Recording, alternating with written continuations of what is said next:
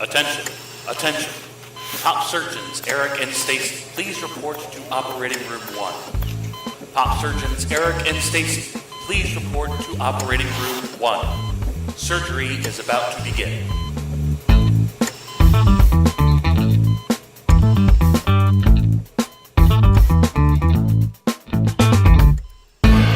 Hello, this is POPeration. I'm Stacey. I am Eric. And today, couple things. One, we're talking about Sidney Poitier. We're going to, we take every once in a while, we'll take an actor. We've done Meryl Streep. Halle Berry. Kevin Kline. Alan Rickman. Yeah. And we just kind of dissect a little bit of what they've done, their past, how they got where they are, why they're good at what they do. And for the actors, we like to pull like 2 or 3 of their big works and talk about them. Now, also, number 2 is we have a guest in. We have a third chair today, and it is that voice that you hear at the beginning and at the end and sometimes in the middle of our show is Frank. Hi, everyone. Thanks for being here. It's actually enjoyable to be in front of the microphone. You're thanking everybody for being here. Yep, I have to thank everyone for letting me come here. Anyway, so Sidney Poitier, he is. You say his name, and I think that for me, the words that come up are class and sophistication and calm. Mm-hmm. I mean, and when you have a movie and his name is in there, it like ups the ante. It's like, okay. Yeah, for a long time, for me, he's also just so synonymous with the whole civil rights movement. Because so many of the works that he is best known for, and by the way, we decided for this show just to focus on Sidney's best year.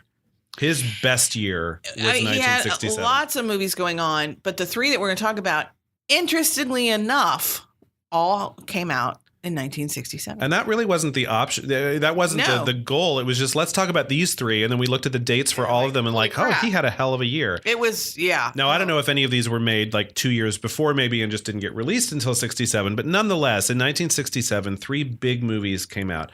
In the Heat of the Night, Guess Who's Coming to Dinner, and To Sir with Love. And we're going to talk about all 3 of those. Obviously, he did a lot of others, but Sidney Poitier was always a really good representative of the Black community on film. You know, he never played the negative stereotype that I think people were, that the racist agenda would want people to believe this is who Black people are. He was always playing, very much counter to that stereotype. And that's especially in the 60s. And that's why I always kind of think of him just right alongside the civil rights movement, kind of along with folks like Harry Belafonte and folks like that, who really did strive to present the very best of the Black community every time. And I do. I think that was his point, and he made conscious choices, which is why he doesn't have 2 zillion movie credits, because I think he picked and chose, very specifically and consciously. And I think it's in a way that was almost a shame, because he's such a good actor. I wonder if when he looked at a script, he did what most actors do, which say, is this a good role? Is this interesting? Do I want to play this? At the same time, is this good for my community? And I think that's an extra burden that maybe he took on that not every actor takes on. Well, I think with these 3 films in particular, we're looking at 3 forms of racism throughout. We've got the blatant racism within Heat of the Night. We've got the socialistic view in Guess Who's Coming to Dinner. We've got the not just race, but also the entire lower class social aspect, which is technically a form of racism. So you've got 3 types of discrimination that are going on in this one year. And it also happens to be within the same time frame that Dr. Martin Luther King was assassinated. He was born in February of 1927. So he was a young boy in the 30s, teenager in the 40s. Which means he was 40 years old when all these big hits were coming out. Right. it was very important to him, the civil rights movement, and he became a force for it. And I think he felt like if we're only going to have one or two films that come out every year that have Black people in it, it needs to be a positive depiction. And you're right. On one point, it's a shame because that kind of limited what he could play or what he felt he could play, let me put it that way. But at the same time, I'm like, but we really needed it. We needed absolutely. to have what these three movies show us, the characters. We needed to have those. Well, I mean, he's known for some of the movies, and we're not going to get into detail on these, but there was the Defiant Ones, which was jailbreaking with Tony Curtis. He and Tony, there's a famous picture of he and Tony, they're handcuffed together and escaping. And again, the racism was a thing. It was about this Black man and this white man. And they're trapped together. So they've got to figure out a way to work together to be successful. And, so you've got to get over whatever is in your head that you've been taught and deal with the reality. And I think, then there is Lilies of the Field, which he won the Oscar for. Yeah. He was the first African-American man to win. And I think it was lead actor, right? And that was in 1963. So that was... I originally thought maybe we should talk about that one since that was his Oscar win. I saw the preview. Quite frankly, that was enough. I don't need to see this movie. First of all, the preview showed me the entire movie. Second of all, I needed treatment for diabetes after watching this preview. It was so sweet. And it was he builds a house for a bunch of nuns, even though this was his Oscar win, it was not his best. Not his most profound or culturally relevant performance ever. So Porgy and Bess, which he sang, and that was the Gershwin opera, not just the story. And Dorothy Dandridge, Raisin in the Sun, which is brilliant. Oh, it's amazing. Yep. Patch of Blue, and then the later, blind girl, right? Wasn't he? Yes. So race was a part of that too, because there's this white blind girl. He was her best friend, but of course she didn't understand racism the way that people because who skin could see. feels like skin. Yeah. So what the hell? Yep. Now later on, he did do some things. He did Little Nikita, Sneakers, Shoot to Kill, Uptown Saturday Night. I mean, there are some things that he did that were comedies. He veered off of that. He also directed Stir Crazy with Gene Wilder and Richard Pryor. I don't know if anybody, that was in 1980, and it was a race huge in that. Yep. And so he clearly, I mean, that was a farce with racial overtones, but it was at the time the highest grossing movie by an African-American filmmaker until the Wayans brothers did Scary Movie in 2000. So for 20 years. For 20 years, it held that record, which tells you how many opportunities African-Americans didn't have. I mean, come on, 20 years? Come on. He had his Oscar win already by the time these movies were being made. The first one I wanted to talk about is To Sir with Love. 1967, he is playing an engineer who's working as a teacher until he can get that ultimate engineering job. He's in England. Is it in London? It's London. It's in the poor part section of London. And it's based on a novel by E.R. Braithwaite. It's supposed to be, kind of like, when 16 Candles and all those John Hughes came out in the early 90s, and that was like, this is what real life is. This was kind of the same thing. This was supposed to be what teenagers were really like and all of that. And I guess to a point it was. I wasn't a teenager in 67. I can't say. Yeah. It seemed awfully precious in some Everybody's moments, clothes were really clean to be as poor as they were. Especially since they didn't change them for 2 weeks. Oh my gosh. Okay, so this was so you had your thing last week about Barbara's hair in Funny Girl. This is my thing with To Sir with Love. Is for the first this movie spans a couple of months in this teacher's life. Well, in theory, it's a whole year. No, because he's a replacement. It's the second semester. He's a replacement teacher, okay, so a couple of months. The second, For the first month of this movie, it's on multiple days because you see him go to bed at night and then come back in the morning.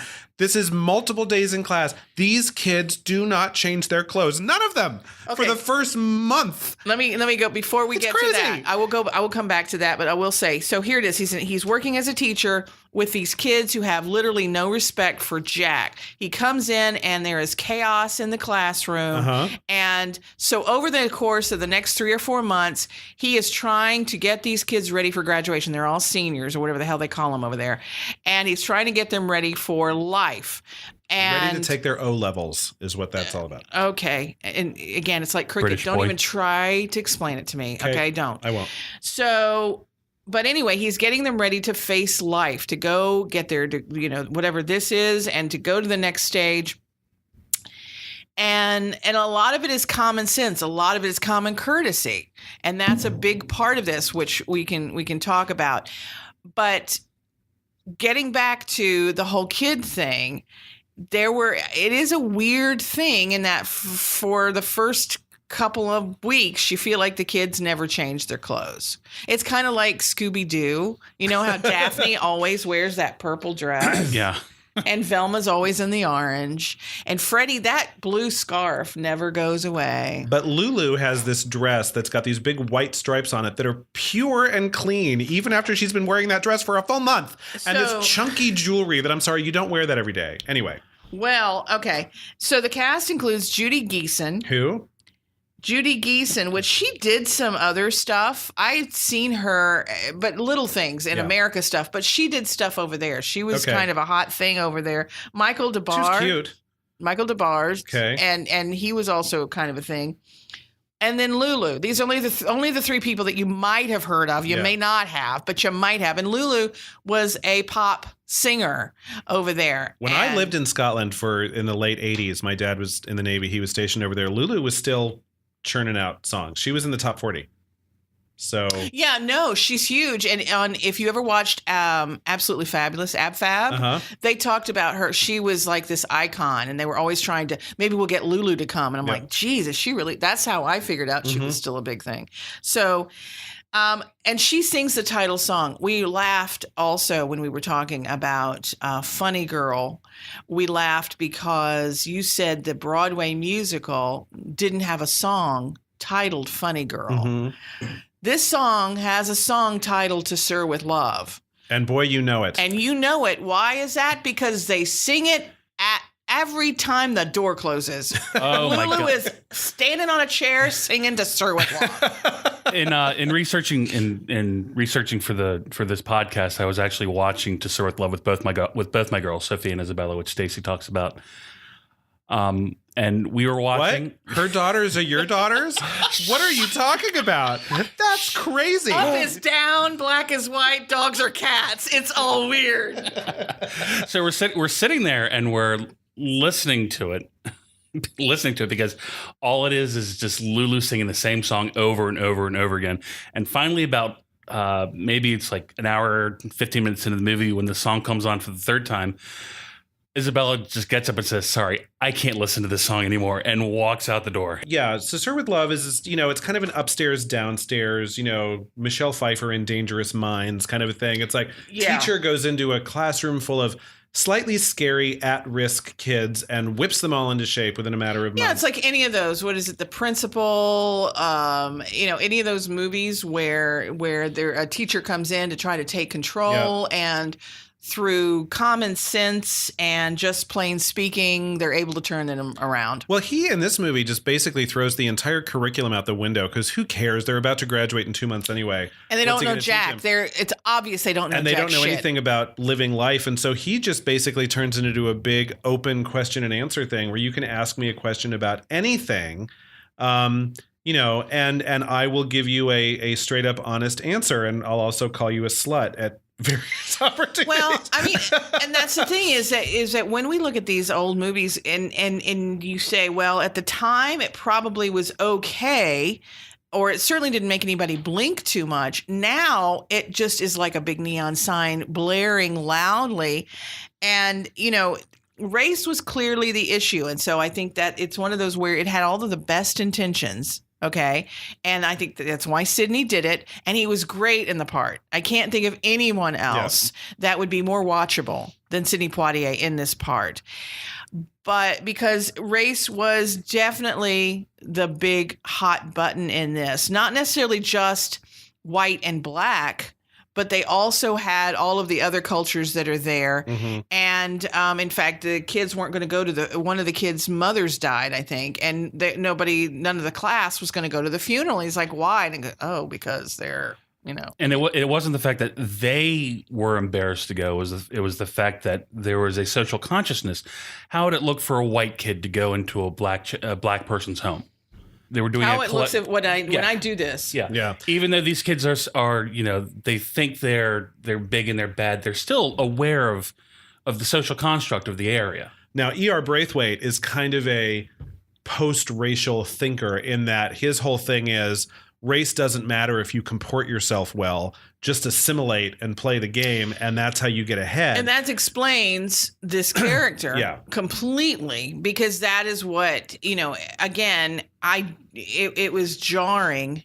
And whenever each time I've seen it, it gets a little bit more jarring. So in 2018, it was very jarring. Some of the things he says, he does slut shame. Yes, a lot. Now there's a scene where they walk in and everyone's looking at something burning. Because they have a furnace, a small furnace in the room. And he ejects all the boys from the room just so he can talk to the girls. And he says, whoever this belongs to, shame on you, but shame on all of you for allowing this. And I'm like, why isn't he shaming the boys? First of all, they were all sitting around watching and laughing. Because they don't menstruate. Well, but I didn't know what it was. I had to look it up. I didn't either. I assumed it was a bra because it was the late 60s. And I thought someone's burning their bra.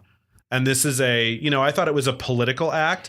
And it was a used pad, basically, is what it was. Feminine product. Yeah. And I was just like, first of all, why would you burn that? And why would you all sit around and laugh? I didn't get it. It was a very weird. But he called them all sluts. Yeah. He's like, you're all sluts.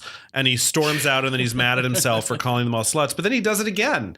He warns them away from being sluts the second time. He doesn't call them sluts. He's trying to get them to be good women. And gentlemen, ladies and gentlemen, that's what he wants. And he, has them calling each other Mr. and Miss and all of that sort of stuff. I mean, he's teaching, in theory, tolerance, acceptance, and respect. But when you bring that up about what Braithwaite, that actually, that's an interesting take. I didn't know about that. That's a shame, because that really does describe what he does. And it's not as endearing. Yeah, it's not. I mean, there have always been, even within the civil rights movement, there have always been factions, right? There's the people who want to go along to get along, the people who say, let's inspire, versus people, who are like, let's join the Panthers and fight, because we're never going to win this by just being nice. But Sidney Poitier was always on the side of, I will earn your respect. You will respect me because I carry myself with such dignity and such poise that you cannot deny that I am a cultured, intelligent human being. And that's always what he did. So it kind of makes sense that he'd fall into this. There were probably some other movies that we could name of this era, probably not as well known as these because they weren't made for the benefit of white people.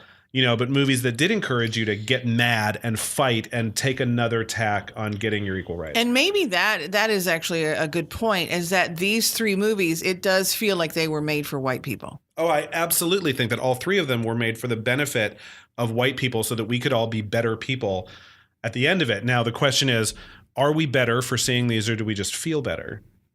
And is it really going, that's an open question, because sometimes I think white people really need to be shown their real face.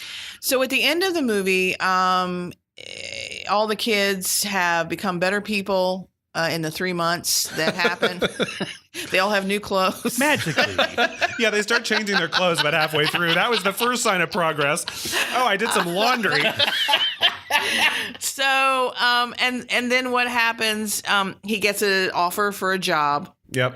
I mean, it feels very Hollywood at this point, but I don't know whether it was back then but yet. Apparently this is what happened to Braithwaite. And he's going to go, and he says goodbye, and then he changes his mind. He realizes how much the kids, need him, and all mark? Kind of, and all the teachers say, you have such a gift with this, you can't possibly deny us this because the kids need you. And we see blah, blah, blah, blah, blah. the next year's batch are there after the final of the class he just finished teaching.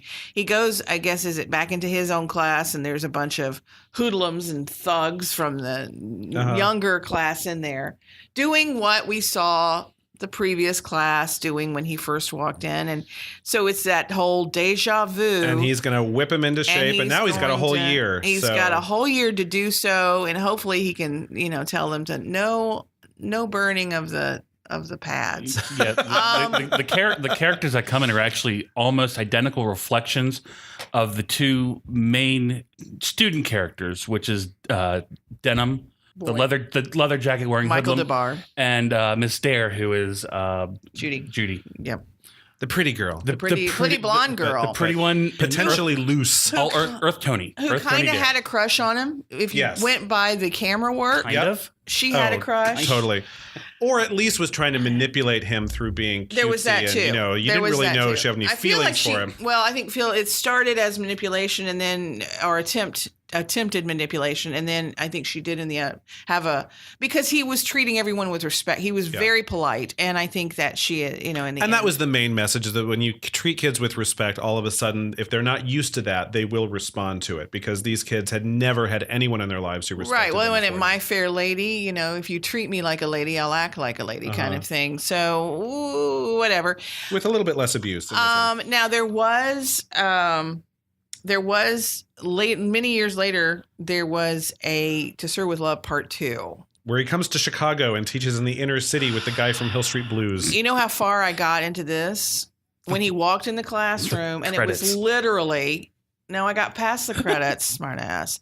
But he's literally walks in, and it's the same beginning as the original To Sir with Love. I watched a clip on IMDb, which you can find, where he's being welcomed to the school by the guy from Hill Street Blues. Right, that was enough for me. That was enough for me. I got past that, and then he walks into the class, and it is just a heightened 1990s version, or 1980s, I don't know, late 80s, early 90s, I think is late what it was. 80s, I think, yeah. And of, it looked awful. I'll be honest with you. This looked awful. I don't know. I haven't seen it. I'm going to go out on a limb and say To Sir with Love is an interesting thing to look at, to see what, this kind of movie made for that. This is not the best film I've ever seen in my entire life. This is not Ibsen. It's an interesting picture of race relations. It's a British movie from the 60s, which I hadn't seen too many of those. I'm glad I watched it. I don't think I'm gearing up for a second viewing of To Sir with Love anytime soon. No, I like the song. I do. Despite the fact that you hear it 800 times in the movie itself, I do like the song. I think Lulu it's a very has pretty a lovely song. singing voice. And the words are lovely. And they can bring a tear to my eye every time. Now, you have an interesting question here before we take a break. Could this be remade today?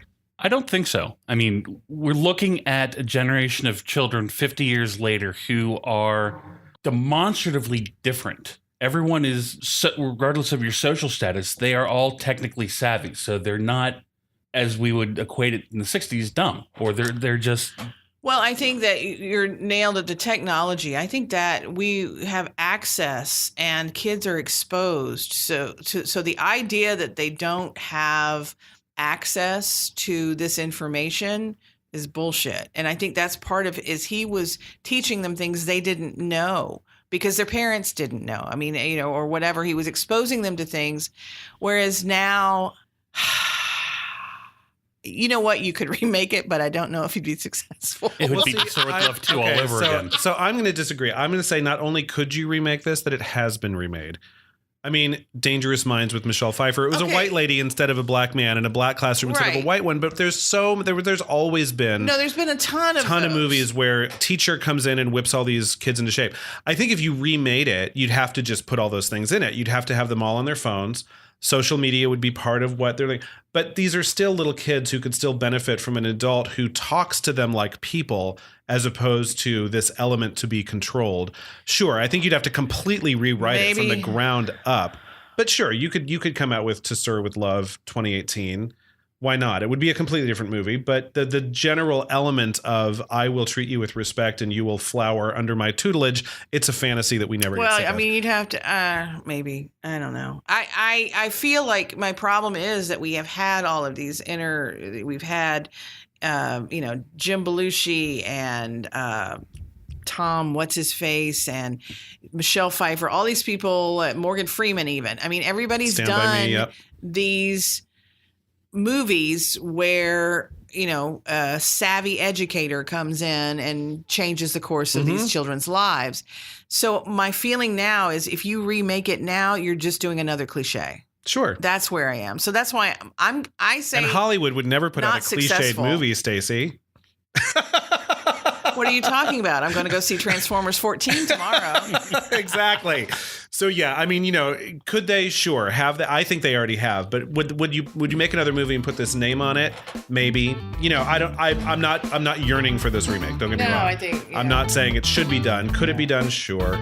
Yeah. All right.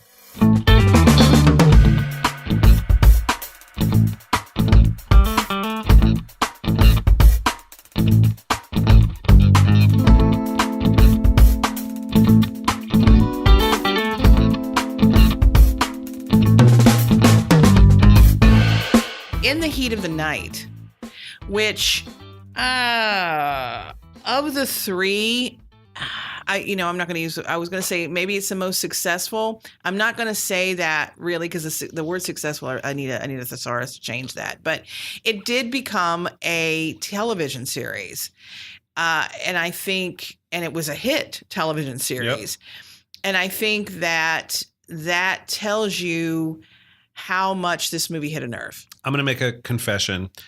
Prior to watching it to prep for this podcast, I had never seen this movie before. I had never seen In the Heat of the Night. And I feel bad about that because somebody who loves pop culture, this is an important movie in a lot of ways. And it was a great movie in a lot of ways. So I'm really grateful that I saw it. So basically the story, if you have not seen the TV show or heard of the movie, it's a black police detective is in the South, really just passing through. Thank you very much. Yes, very much so. Trying to get the hell out. Dragged into an investigation of a murder in a very racially hostile Southern town, which that just sounds like, cliche, Southern town in the 60s. I'm guessing it is racially hostile. Yeah. The only thing that strained credibility for me at the very beginning of this is the town where you get off the train and get your transfer. Like usually that happens in a big city. Like Atlanta would be where you would get off and, switch trains. He was in Memphis to go to a funeral or something, or he was on the way to Memphis. Yeah, he was. Yeah. And he gets off a train in this podunk little town and is originally picked up as a suspect in this murder investigation because he was a strange black man that this police officer had never seen before. He's in a small town in Mississippi, which if you're going to either you pick Mississippi or Alabama if you want to have the most racist kind of background, certainly in the 60s. Yep. And so this is in Mississippi, in a small town in Mississippi. And so it's directed by Norman Jewison, and he did the Thomas Crown Affair with Faye Dunaway and Steve McQueen, which, in my opinion, is the Thomas Crown Affair to see. I get that everybody likes the Pierce Brosnan one. I beg to differ with you. Fiddler on the Roof he did, which is a musical. Brilliant. JC, Jesus Christ Superstar, also a musical, which I loved. Yep. Moonstruck. And Agnes of God. Okay, funny story. I used to work in a Blockbuster, and the little tags that we would have on all the video cases for this movie just said "Ag, oh God," and that always made me laugh. So every time I see reference to this movie, I just think "Ag, oh God." Anyway, that means nothing, but go ahead. It's all good. So, as we said, Rod Steiger played the police chief in this small town. Warren Oates was one of his officers. Lee Grant played the widow of the murder victim. And then B. Richards. So great. Tiny little part, but I will tell you, great. Lee Grant and B. Richards, both. Yes. I was on board. I loved both of them so much. Yep. Small parts, both of them. B's even smaller than Lee's. But again, because, of course, they were female characters. We don't need a lot of that. But no, there wasn't a weak link in it. Warren Oates. I mean, let's be honest. Yeah. I couldn't stand him, but I wasn't supposed to be able to. And he felt real. Yeah. I've known those guys. I have known those guys. Yep. I grew up in Tennessee, and yeah, you betcha, I've met these people. And not for a spoiler, because I do want people to see this if you're like me and had never seen it before. The guy who eventually, the little spoiler I give, they find the killer by the end of this movie, which of course they're going to. That actor, so creepy. Like such a great little itty bitty performance. You will have seen, when you see him, you'll go. And that was what I had forgotten. I'll be honest. I had been several years before I'd seen it, and I had forgotten who the murderer was. Uh-huh. And so you see him earlier in the movie. If we're not going to spoil this, we see him earlier in the movie, and I'm like, oh, he's in so many things. And he usually plays some kind of creepy guy. Yeah. And he's playing a creepy guy in this one, only he's like really creepy. We don't realize that really. He is. So. But just great performances all around. I didn't find a weak link in this at all. And, sometimes you hire locals when you're, doing stuff. I don't feel like they did. They got big things. But here's a fun fact. So I said it took place in Mississippi, but they didn't film it in Mississippi because they were getting death threats. Sidney Poitier was getting death threats for just coming down there to film a movie. So you talk about appropriate. Yeah. We can't film in your damn town a movie that's supposed to take place in your damn town because you're so damn racist. And was it true that there was a couple of scenes where they were in a car or something and they had to film it in the South because they needed those particular fields in the background that didn't exist in Illinois? So they took like a couple of days to film in the Deep South. And even those couple of days, it was so dangerous for Poitier to go down there. This is a case where you could actually say Sidney Poitier was pretty fucking brave to make this movie, where for 3 days there were people around him who wanted to kill him. Yeah. They had bodyguards. They were doing the whole 9 yards. And the idea that as an artist, there is someone who is so angry at you for something that is beyond your control, but you're not doing anything. He wasn't marching. It's not like he was doing anything racial. He was just acting. Yeah.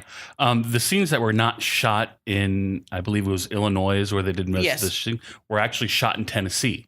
And they were the plantation That's right. They never scenes. did it in, that's right. They never never did anything in Mississippi because it was too dangerous. But even in the South, they needed a couple of shots of, some exterior shots, which they didn't need Poitier there for. So, I mean, and again, this was where some of the real stuff of Mississippi burning and all that was going on. So understand that Mississippi was just a piece of crap at the time. And hi, Mississippi. We love the South. They know.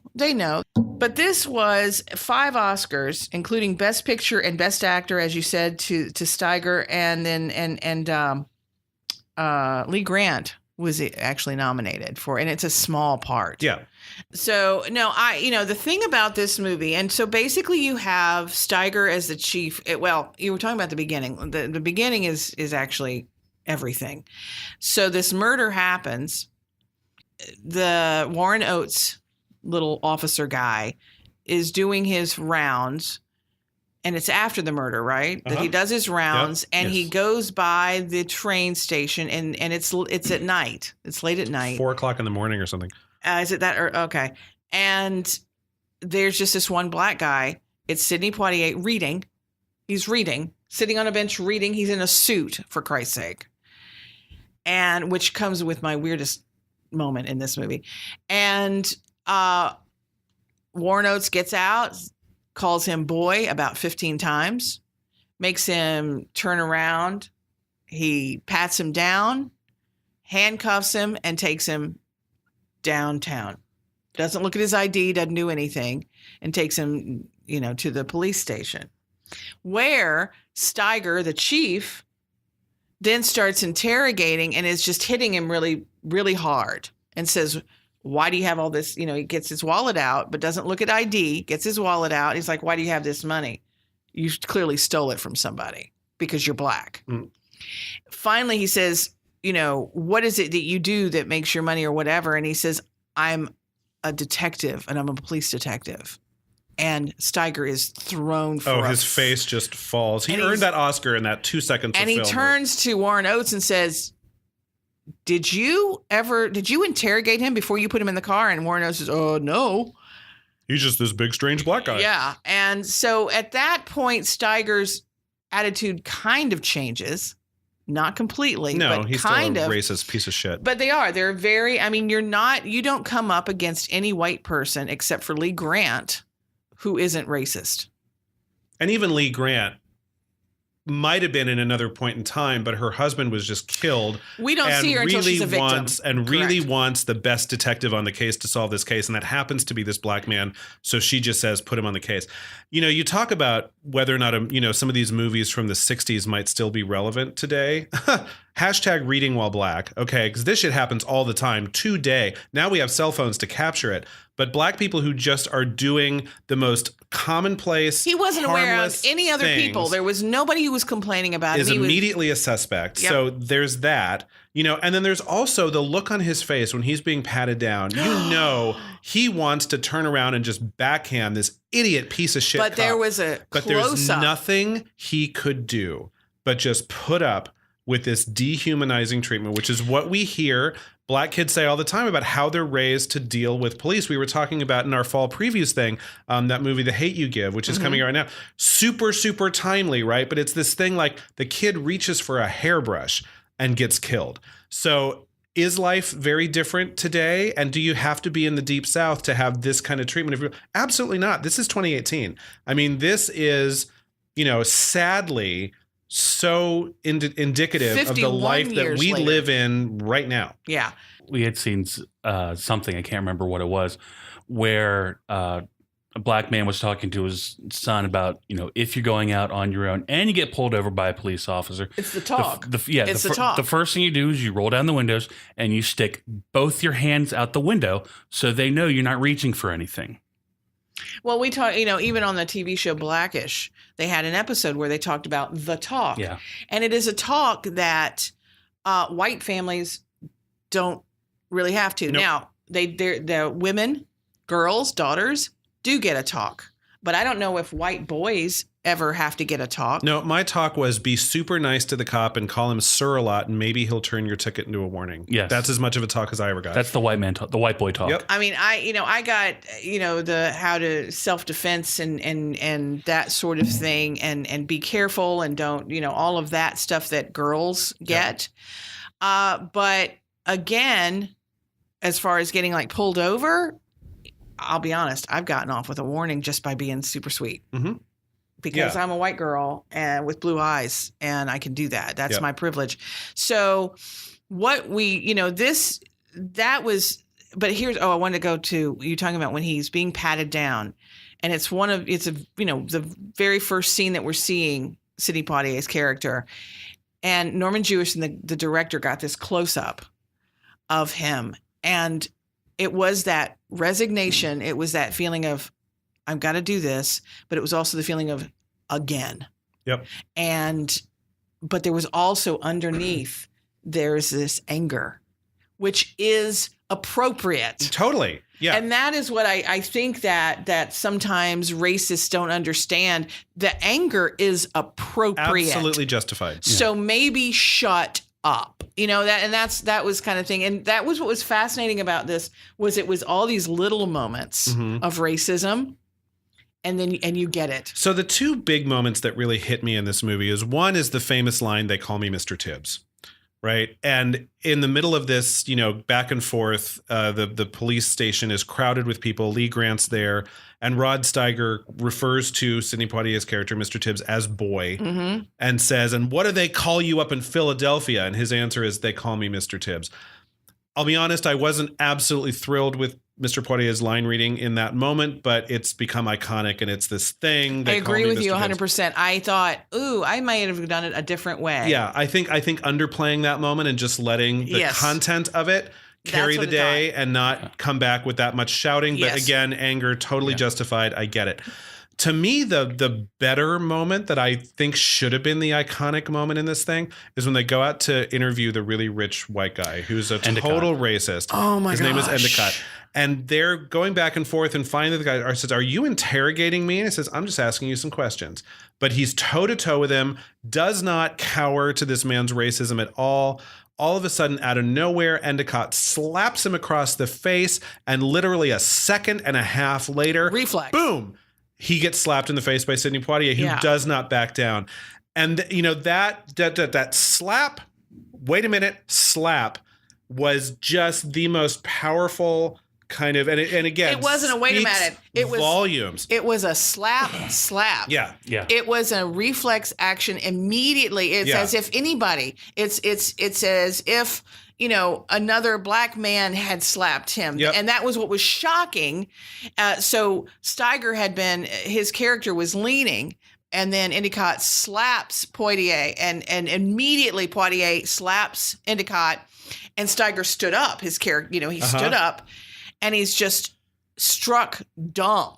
And he doesn't know what to do. And Endicott is like, "Are you going to do something about this?" And Steiger's like, what is his line is, "I don't know," or something like that. I don't remember. It was one of these moment where you're like, they don't know what to do. Yeah. They are now beyond. And this was also the second time that somebody had said, you know, back in the day, I could have had you lynched or whatever. That was the second time that was referred to.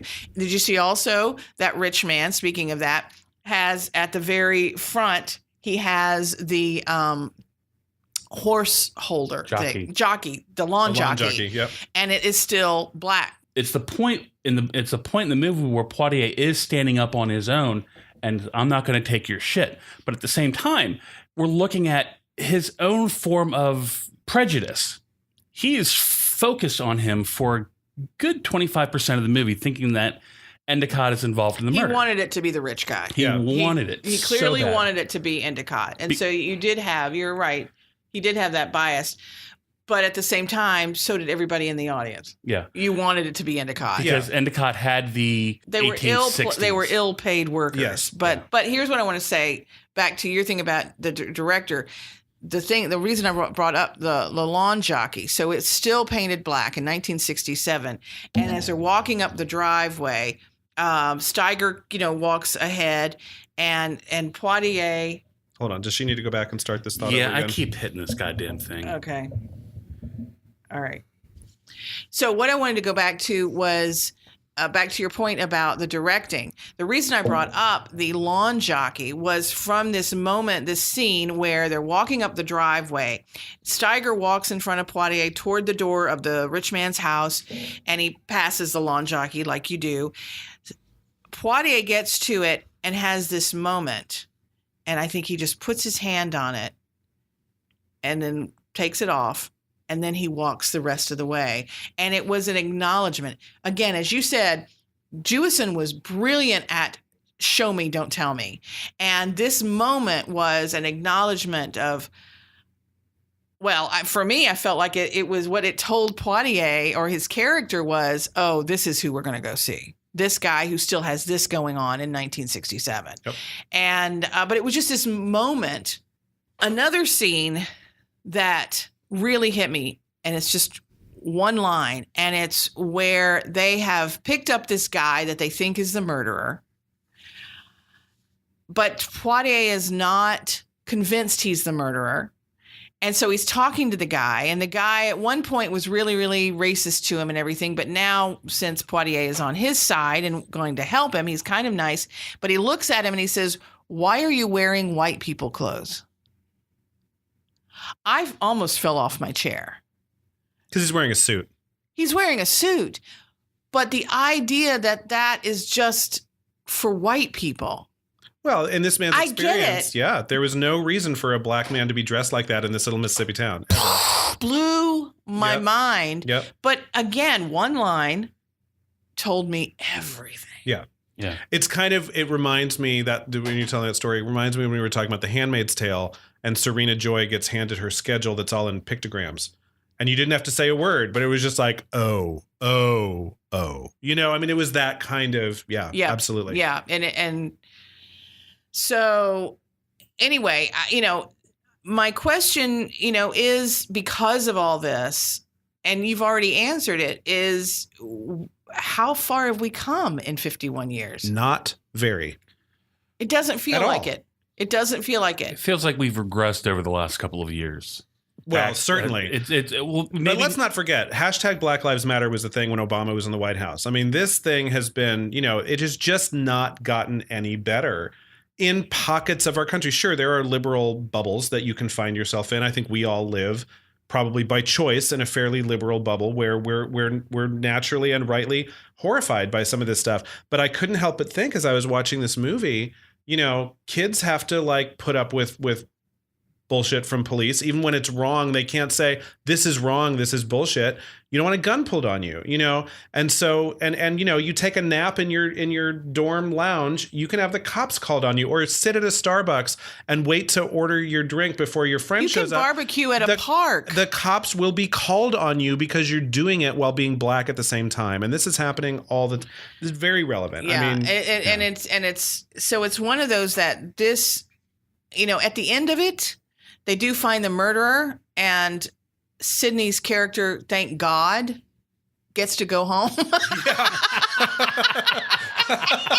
He is so happy. He was trying to go home the whole goddamn time. And, you know, it's one of those also at the end, does it have that Casablanca kind of feeling? There was a moment where you thought it was trying to, that these guys were now friends, but I really didn't feel like it. I think what the TV show... I'm glad it didn't try to do that, though, because it would have been a bridge too far for this thing. What, 48 hours is what this movie kind of, you know, what 2 or 3 transpired? days, yeah. Yeah, so, you know, maybe a little bit more than that. You're not going to unlearn all that racism in 3 days. No. But he does have a grudging respect for this man. And he's never going to forget these 3 days, Rod Steiger. No. And let me be clear, Rod Steiger earned every inch of that Oscar. He's fantastic in this movie because he is the one that is kind of going back and forth, you know, with, I mean, Sidney Poitier is pretty much on one track the whole movie. It's like he is a man, he is worthy of respect. He plays it that way the whole time. Wonderful performance. Right. Rod Steiger has to play all those subtle shades of how do I feel about this. He has an arc, whereas Sidney Poitier doesn't really have an arc. He doesn't really come out, you know, he knew that there was racism. He's been patted down for no reason before. He's met rich assholes before. You know, there was nothing necessarily new learned from him. No, although he's just a brilliant detective, and watching him work is fun, and that's where the genius of his performance is. No, I think that was the point, is to make him the smartest one in the room. Yeah. But that scene with him and B. Richards, where he's really his best work as a detective. He went to and she is with him toe to toe. Oh, such a great scene. It's a scene where you have these two black people who are aware of everything going on in this town, and they're having a conversation that only they could have in the way that only they could have it. Yep. I'll tell you what, I was pleasantly surprised. I didn't hear the N word as much as I thought I was going to. I mean, maybe twice. Yeah, boy took the place of that. Boy took the place, and I think that's what they did. But I think even in the late 60s, that word was such a touchstone of, like, you used it sparingly and to make its point, because it was shocking for a lot of people, probably not in Mississippi, but in the rest of the country. And again, this movie was made for the benefit of white people. But you're right. The word boy took the place, and that was prevalent too. But it was much more palatable to hear a lot. Yep. But if you are watching it, and every time they say the word boy, if you know, in real life, it would have been the N-word. Understand that. And that was what was jarring, because they say that a ton of times. So let's move on to sunny San Francisco and the world of Guess Who's Coming to Dinner. Again, another movie. Race is absolutely at the core of the movie, but now we're surrounded by all these liberals who claim to know better. And we see, you know, kind of how that works as well. So just like Get Out, 50 years later, white girl brings black fiance home to meet uber liberal white parents who aren't quite as liberal as they gave themselves credit for, because they are having a reaction to this black man. White people like to congratulate themselves on how open they are. Yep. Yep. So here we are. Directed by Stanley Kramer, who also directed Mr. Poitier in The Defiant Ones, where he's chained to Tony Curtis. He directed Judgment at Nuremberg, Inherit the Wind, The Runner Stumbles.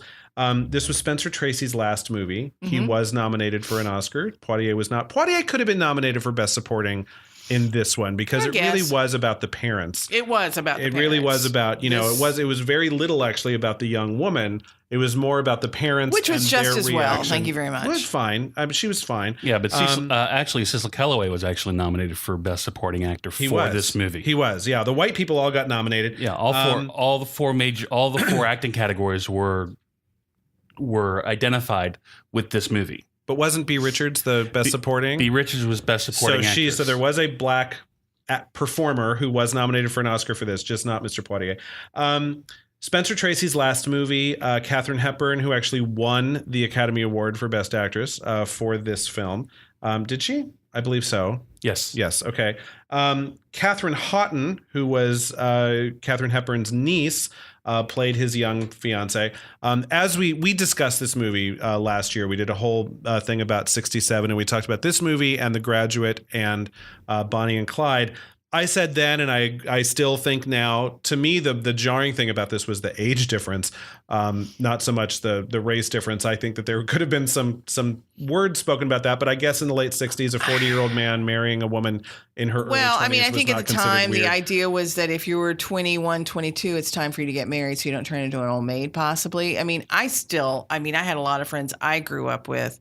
So we were graduating in the early 80s from high school. I had a lot of friends. And granted, most of them are still married to that person, but they got married immediately at 21, 22.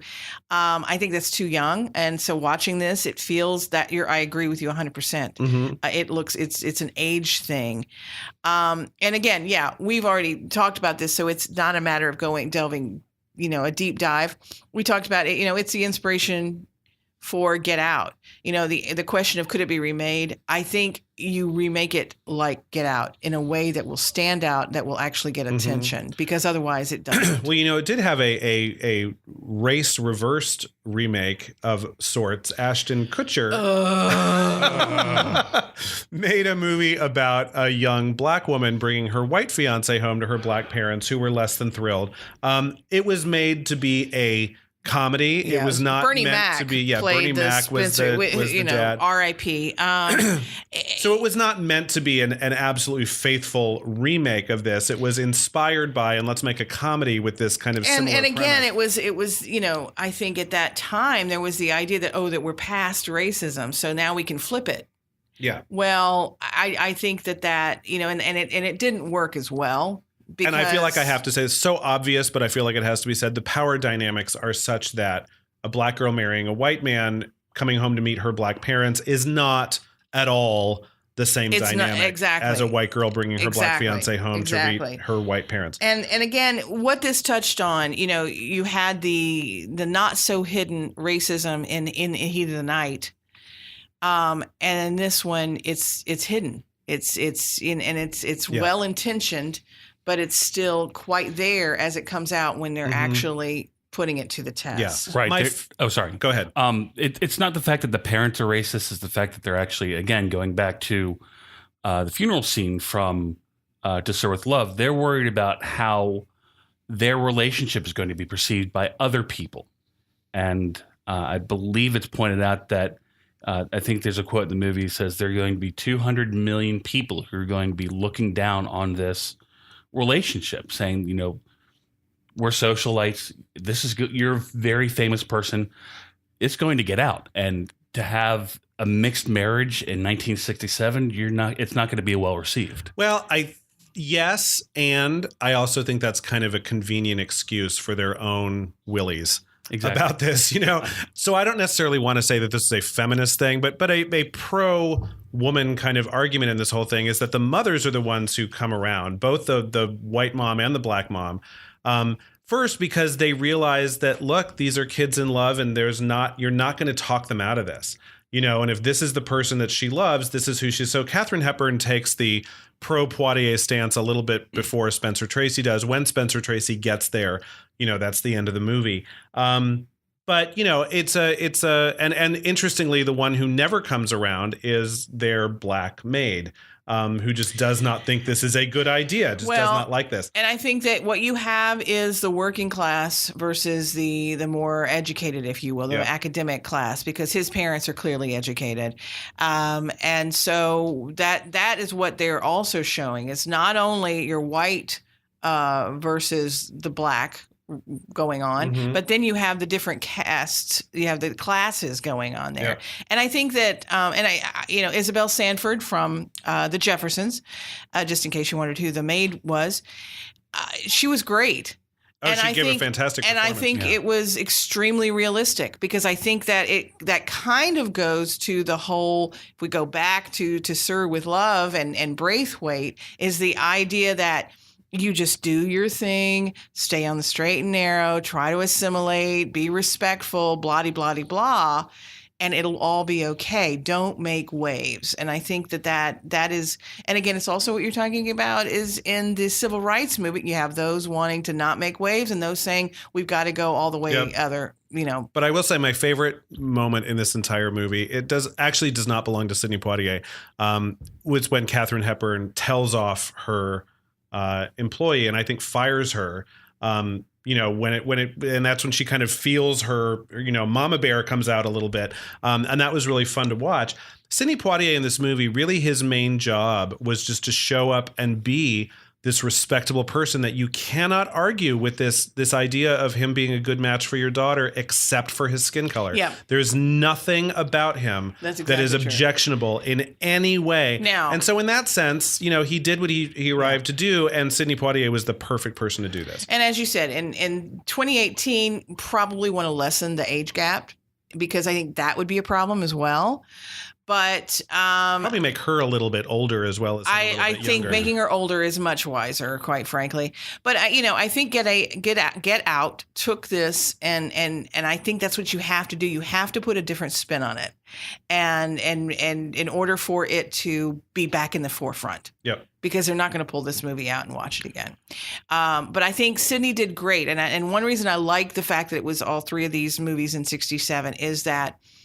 What we said in the beginning is what was his goal? It kind of looks like what it was his to put out there that your people are people, and it shouldn't matter what color your skin is. I mean, it might have been almost a more interesting, more subtle movie if they had given him a flaw that maybe Spencer Tracy could have fixated on, so that Katharine Hepburn could have said, okay, if he were white, would this flaw be as meaningful to you? But he didn't have any flaws. None. I mean, he was just this perfect guy who came from heaven. And other than he was a dark-skinned black man, there was no reason to object to this marriage at all, except that it was happening rather quickly. They hadn't known each other for very long, and they were diving right in, which I guess was the flaw that they were using in that regard. Can't you just slow down? But why would you? He's perfect. Yeah, and the first time I saw this movie, and living in the time that we do, when they referenced the point that he was married with a child and they quote unquote died, they never discussed how his wife and child died. Almost a red herring, because when they start delving into doing some research, and he and they call to do a background check. He's like, well, he did have a wife and girl and they died. Do you want to know anything more? And he's like, no, that's okay. So you're thinking, could there be something more? But of course it's 1967 and it's, we're explaining this point and we're moving on. However, in 2018, when you look at this, you're like, could there be something more? You'd want to know more about that. And you'd expect there to be something in the past of a 40-year-old man that, nobody's perfect, but he was in this movie. And that's one of the things that I think it doesn't age as well as it could have, because he's a little squeaky clean, that, no 40-year-old person who's just alive on this earth is as perfect as this character was. Right. But at that point in time, and part of Sidney Poitier's brand was he was pretty damn near perfect. It was hard but you to needed argue. it too. I think the whole point is because it's 1967, you can't give any flaws because you couldn't give any you couldn't give any opening for it to go, well, see, they're all like that kind of thing, for a generalization. Yeah. So I think that I think that it needed to be that he was absolutely perfect except the color of his skin. And again, you want somebody, the word you used was dignified. You want somebody to be dignity personified. Put Sidney Poitier in there. Yeah, Bing, absolutely. bang, boom. He was knighted in 1974 because he was born in the Bahamas and thus he's a citizen. And so he is Sir Sidney Poitier, just when you talk to him. Okay, I'll keep that in mind. He was also the first Black actor to put his handprint and signature at Grauman's Chinese Theater in L.A. So he did that also in 1967. So, Sidney Poitier, why is he so special? Frank, why do you think he's special? Oh, you're coming to me already. Yeah.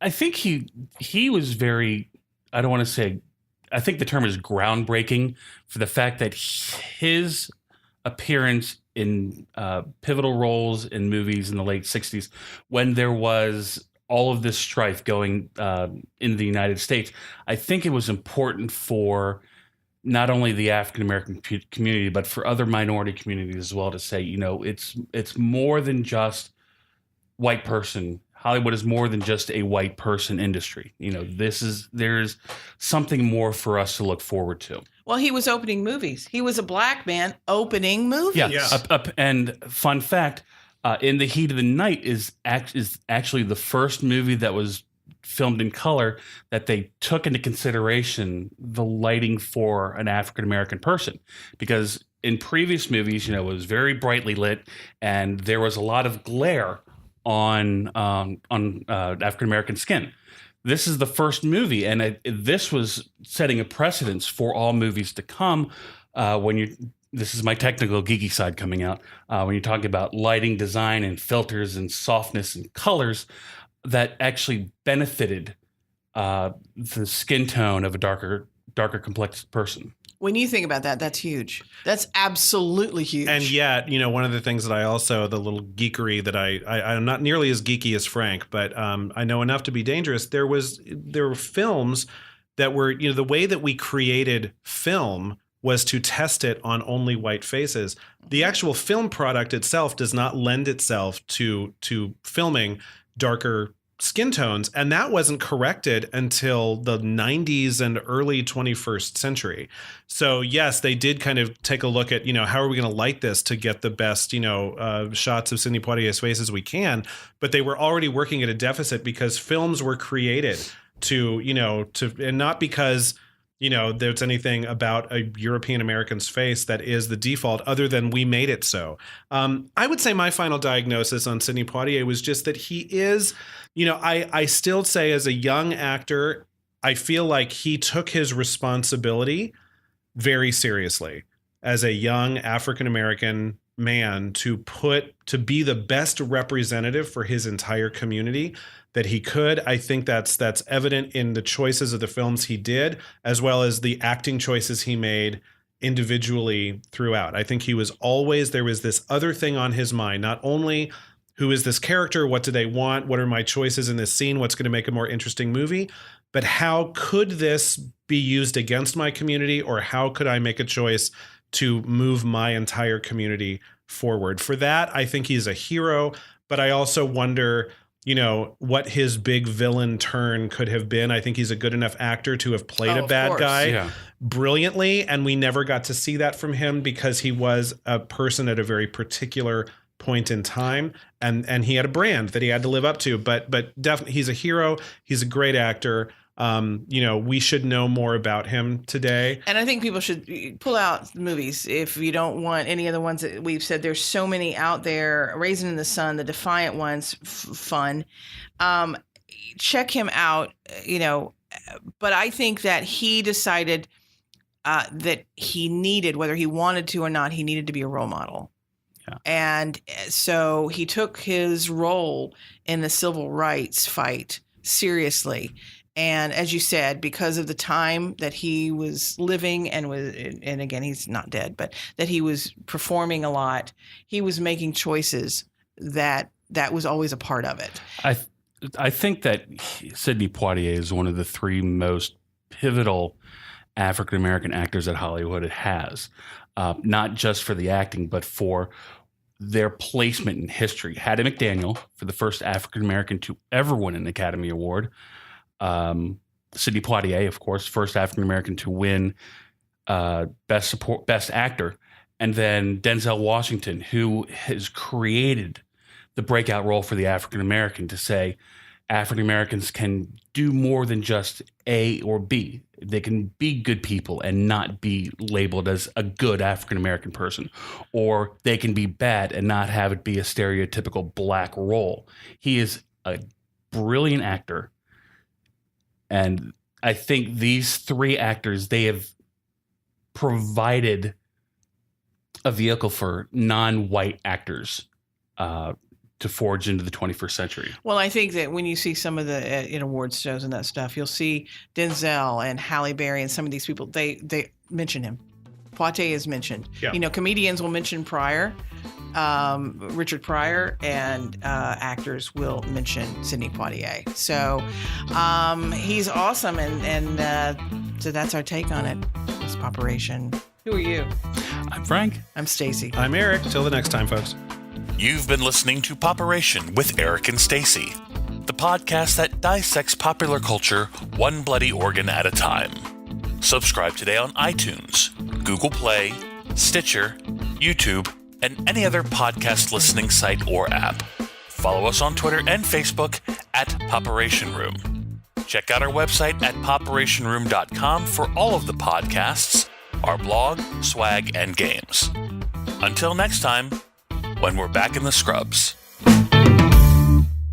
Hi, everyone. Thanks for being here. It's actually enjoyable to be in front of the microphone. Thanking everybody for being here.